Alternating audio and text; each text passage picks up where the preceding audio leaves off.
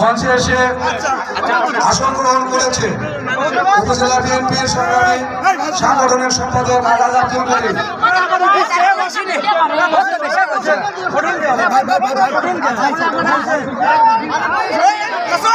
Jamgram union বিএনপির সংগ্রামী সাধারণ সম্পাদক প্রভাষক জিল্লুর রহমানকে মঞ্চে এসে আসন গ্রহণ করার জন্য আহ্বান জানাচ্ছি।